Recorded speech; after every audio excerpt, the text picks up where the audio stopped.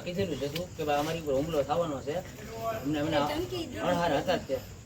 ધમકી આપી હતી અને જેલમાંથી જ તે એના ભાઈબંધ હશે.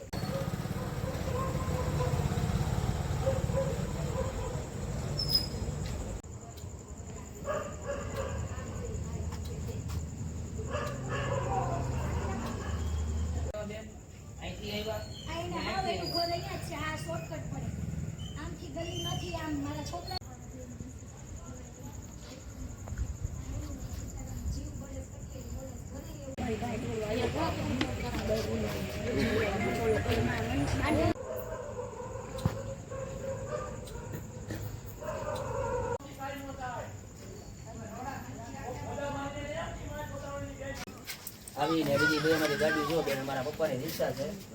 મારા પપ્પા હમણાં ઓફ થઈ ગયા છે એટલે બધું તોડીને લઈ ગયા ને